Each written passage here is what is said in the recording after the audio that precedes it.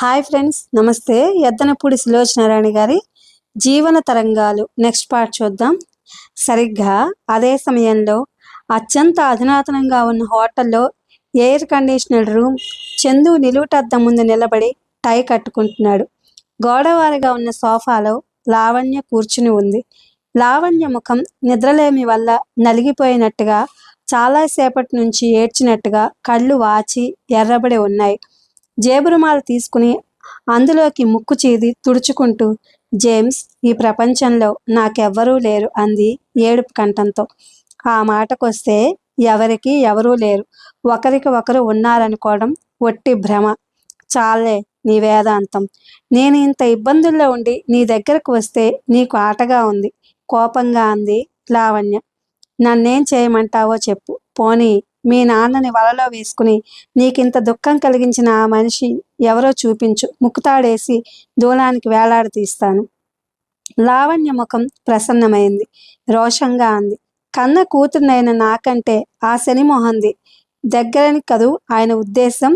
ఈసారి ఆయనకు బాగా పాఠం నేర్పడానికి నిశ్చయించుకున్నాను నేను. ఏం చేస్తావు? నేను ఆయన కంటికి కనిపించను, నీ దగ్గర నుంచి వెళ్ళను. మాకు తెలిసిన వాళ్ళందరికీ మా నాన్న బాధపడలేక ఆత్మహత్య చేసుకుంటానని ఉత్తరాలు వ్రాసి పడేస్తాను. అప్పుడు లోకులంతా ఆయన్ని కాకుల్లా పొడవక మానరు. తర్వాత నువ్వు బ్రతికి ఉన్నావని తెలిస్తే? ఎలా తెలుస్తుంది? నేను అసలు ఈ ఊళ్ళో ఉంటేగా. ఉండక ఎక్కడికి వెళ్తావు? నువ్వు ఎక్కడికి తీసుకువెడితే అక్కడికి వస్తాను. జేమ్స్ ఇబ్బందిగా చూశాడు మొదట. అంతలో చిరునవ్వు నవ్వాడు. అందమైన ఆ చిరునవ్వు లావణ్య గుండెల్లో 1000 వేణువులు ఊదినట్టుగా అయింది. జేమ్స్, ఇంతవరకు వచ్చిన తర్వాత ఇక ముసుగులో గుద్దులాట అనవసరం. నిజం చెప్పు, నా గురించి నీ అభిప్రాయం ఏమిటి? నువ్వు చాలా అందమైన దానివి, ఒట్టి అమాయకురాలివి. ఈ పొగడ్తలకేంలే. చూసావా, ఆడదానివి అనిపించుకున్నావు. మీ ఆడవాళ్ళంతా చిత్రమైన వాళ్ళు. పొగడ్తలు కావాలని కోరుకుంటారు, పొగిడితే ఇష్టం లేనట్టు ముఖం పెడతారు, నమ్మలేనట్టు చూస్తారు. ఆడవాళ్ళ గురించి నీకు బాగా తెలుసల్లే ఉందే. ఏమీ తెలియకుండానే ఇంతవాడినయ్యానంటావా?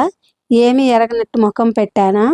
వద్దు వద్దు, అందమైన అబద్ధం కంటే చేదుగా ఉన్న సత్యమే ఒంటికి శ్రేష్టం. జేమ్స్, నన్నేం చేయమంటావో చెప్పు. నేరుగా ఇంటికి వెళ్ళు. మీ నాన్నతో ఇంకొకసారి ఇలా జరిగితే ఊరుకొనని గట్టిగా వార్నింగ్ ఇవ్వు.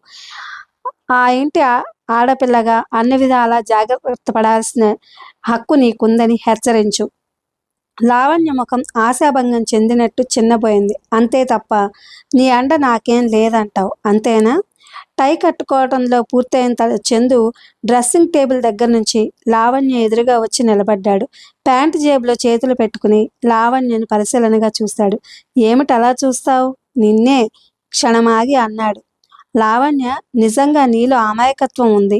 దాని ముందు నా మనసు ఎప్పుడో తలవంచేసింది. అందుకే నువ్వెంత చనువిచ్చినా హద్దు మీరలేదు. ప్రపంచం ముందు చెడ్డవాడినని ధైర్యంగా గుండెల మీద చేయి వేసుకుని చెప్పుకోగలిగే నేను నీ ముందు మంచివాడిగానే మిగిలిపోయాను. లావణ్య, నా మాట విను. ఇంటికి వెళ్ళు. ఎంతైనా ఆయన నీ తండ్రి. ఆయనకి మించి ఎవరు నీ క్షేమం కోరరు.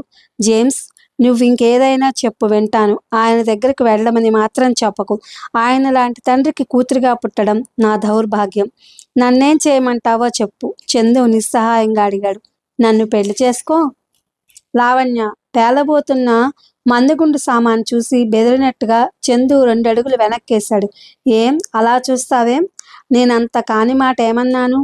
నువ్వెలాంటి జీవితం ఇచ్చినా స్వర్గంలా భావిస్తాను. డబ్బుకేం పర్వాలేదు. నాది అనేది నగల రూపంలోనూ బ్యాంక్ అకౌంట్లోనూ చాలా ఉంది. అదంతా తెచ్చేస్తాను. మనం ఇక్కడ నుంచి దూరంగా వెళ్ళిపోదాం, హాయిగా బ్రతుకుదాం. లావణ్య, ఎప్పుడు ఏ కాస్త చనువివ్వని నా గురించి నువ్వు ఇన్ని గాలిమేడలు ఎలా కడుతున్నావు? గాలిమేడలా? కాదా మరి? నేను ఉన్నది ఎంత చీకటి ప్రపంచమో తెలిస్తే నువ్వు ఇలా అనడానికి సాహసించావు. ఎంత చీకటి ప్రపంచం అయితే నాకేం? నువ్వే దీపం అయినప్పుడు నాకు భయం ఏముంది? చందు సమాధానం చెప్పలేని వాడిలా చూడసాగాడు. ఇంతలో తలుపు మీద ఎవరో తట్టినట్టు టక్ టక్ మని వేళ్ల శబ్దం వినిపించింది.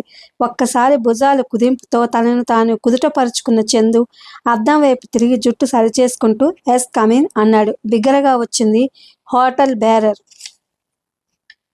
అతను తలుపు సగభాగం మాత్రమే తెరిచి తలవరకే లోపలికి పెట్టి తొంగి చూస్తూ, సార్, మీకు ఫోన్ కాల్ వచ్చింది అన్నాడు. వస్తున్నా పద. అదేమిటి? ఇదేమిటి ఫోన్ ఇక్కడ ఉందిగా? గదిలో ఫోన్ చూస్తూ ఆశ్చర్యంగా అంది లావణ్య. ఇది మామూలు హోటల్ ఫోన్. మా విషయాలు మాట్లాడుకోవడానికి కిచెన్ దగ్గర ప్రైవేట్గా వేరే ఉంది. ఇప్పుడే వస్తాను, ఒక్క క్షణం కూర్చో. తలుపు దగ్గరగా వేసి వెళ్ళిపోయాడు చందు. ఏమైనా సరే ఈ సంఘటన ఆధారంగా తీసుకుని జేమ్స్ చేత వివాహానికి ఒప్పించుకోవాలనుకుంది లావణ్య.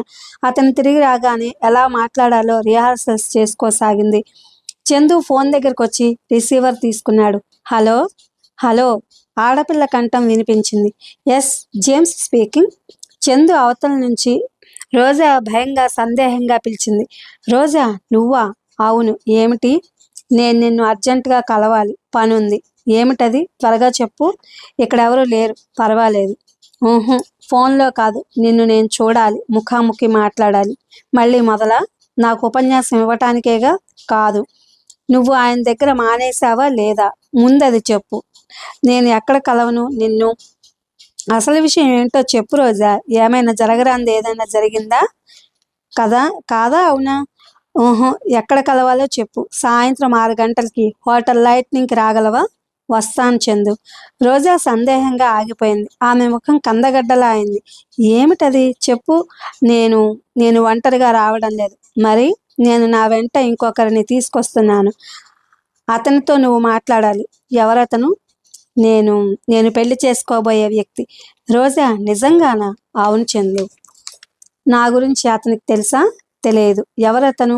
ఆ రోజు దీపావళి మందుగుండు సామాన్ దుకాణంలో నా వెంట చూసావే?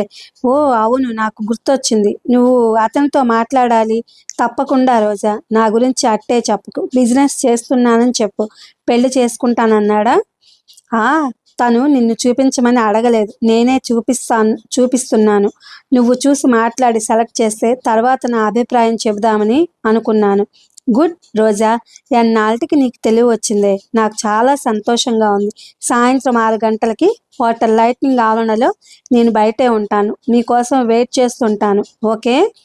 చంద్రం ఫోన్ పెట్టేశాడు. అతనికి ఈ వార్త ఎంతో సంతోషంగా ఉంది. గదికి హుషారుగా తిరిగొచ్చాడు. ఎవరది? లావణ్య ఆదుర్దాగా అడిగింది. ఒక ఫ్రెండ్. ఆడా మగా? ఆడే. లావణ్య ఈర్ష్యగా చూసింది. చంద్రం పక్కాలను నవ్వాడు. ఎందుకు నవ్వడం? చాలా ఆలస్యమైంది, భోజనం చేద్దాన్రా. చంద్రం ఒక విధంగా లావణ్యని బలవంతంగా డైనింగ్ హాల్లోకి లాక్కెళ్ళాడు. భోజనం చేస్తుండగా లావణ్య అడిగింది. నేను అడిగిన దానికి సమాధానం చెప్పవేం? పెళ్లి సంగతేనా? నువ్వు చెప్పావు. ఇప్పటి వరకు నాకు ఆ ఉద్దేశమే లేదు. ఆలోచించుకొని మరి సీరియస్గా అన్నాడు. భోజనాలు అయిన తర్వాత మర్నాడు తప్పకుండా కలుస్తానని చంద్రం వాగ్దానం ఇచ్చిన తర్వాత లావణ్య ఇంటికి వెళ్ళింది. చంద్రం రూమ్కి తిరిగి వచ్చాడు. గదిలో మేరీ కూర్చుని ఉంది. ఆ అమ్మాయిని చూడగానే అతని ముఖంలో అలసట, విసుగు మాయమైనాయి. ఎంతసేపు అయిందొచ్చి అన్నాడు ఆదుర్దాగా. అరగంట పైన అయింది. నువ్వు ఇక్కడ లేకపోతే డైనింగ్ రూమ్లో ఉంటావని వచ్చాను. కానీ అక్కడ నువ్వు ఎవరితోనో కూర్చుండి భోజనం చేస్తున్నావు. నీ ఎదురుగా రావటం ఇష్టం లేక మళ్ళీ గదికి వచ్చేసాను. ఓ మేరీ, ఐఎమ్ సారీ. చంద్రం క్షమార్పణ కోరుతున్నట్టుగా అన్నాడు. ఇందులో ఎక్స్క్యూజ్ అడిగే అంత పెద్దది ఏముంది? పరాయి వాళ్ళతో మాట్లాడినంత మాత్రాన నేను నిన్ను పోగొట్టుకుంటానేమోననే భయం నాకు లేదు. మేరీ నవ్వుతూ అన్న. ఆ నవ్వు వెనుక ఏదో దిగులు, భయం తొంగి చూస్తూనే ఉన్నాయి. Thank you. చంద్రం హఠాత్తుగా మోకాళ్ళ మీద కూలబడి మేరీ ఒళ్ళో తలదాచుకున్నాడు. ఆర్తిగా ఆవేదనగా అన్నాడు. మేరీ, నువ్వు అలా అనవద్దు. నాకు చాలా బాధగా ఉంటుంది. నేను ఇంకెవరితోనైనా మాట్లాడితే ఈర్ష్యపడు, పోట్లాడు, అనుక్షణం నన్ను 1000 కళ్ళతో కనిపెట్టుకుని చూసుకో. మగవాడి మనసు ఎంత దుర్బలమో నీకు తెలియదు మేరీ. అతని జుట్టులోకి వేళ్లు పోనిచ్చి ఆప్యాయంగా నిమరసాగింది. జేమ్స్, నేను చాలా రోజుల క్రితం వరకు మగవాడంటే దగాకోరని, స్వార్థపరుని అనుకునేదాన్ని. మా అక్క జీవితం ఎలా నాశనమైందో చెప్పానుగా. నువ్వు నా జీవితంలో ప్రవేశించిన తర్వాత నా ఊహలు, ఉద్దేశాలు చాలా మారినాయి. ఈ పాప పంకిలమైన ప్రపంచంలో నువ్వు దొరక్కపోయినట్టయితే నేనెప్పుడో ఆత్మహత్య చేసుకుని ఉండేదాన్ని జేమ్స్. నేను నీకు ఎంత కృతజ్ఞురాలనో నీకు తెలియదు. చంద్రం తల మేరీ ఒడిలో అసహనంగా కదిలింది. మేరీ, మన బాబు ఈ ప్రపంచంలో కన్ను తెరవటానికి ఇంకా ఎన్ని రోజులు గడువు కావాలి? 4 నెలలు. 4 నెలలు. అబ్బా, ఎంత సుదీర్ఘమైన కాలం. ఏం అంత తొందరగా ఉందా నీ ప్రతిరూపాన్ని చూసుకోవాలని? చంద్రం అవునన్నట్టు తల తిప్పాడు. జేమ్స్, నిన్ను ఒకటి అడగాలనుకుంటున్నాను. ఏమిటది? చెప్పు. మనకు పుట్టబోయే శిశువుని మనం చూడొద్దు, ఎక్కడైనా ఆర్ఫనేజ్లో ఇచ్చేద్దాం. నాన్సెన్స్. ఎందుకు? మనిద్దరం బ్రతికుండగా అంత కర్మేం వచ్చింది? జేమ్స్, నీతో వాదించి నేను నెగ్గలేను. నాతో తర్కానికి దిక్కుండా నేను చెప్పిన మాట విను. మనం బ్రతికుండగా అంటున్నావు, నిజం చెప్పు, మన బ్రతుకు కూడా ఒక బ్రతికేనా? మన సంతానం ఈ చీకటి చాటున అడుగడుగున ఆవేదనతో ప్రాణాలు అరచేతిలో పెట్టుకుని మనలా బ్రతకటం నాకు ఇష్టం లేదు. అందుకే ఏ శరణాలయంలోకైనా ఇచ్చేద్దాం. గౌరవంగా, ఏ కళంకం లేకుండా సభ్య సమాజంలో నిర్భీతిగా బ్రతికే అవకాశం ఇద్దాం.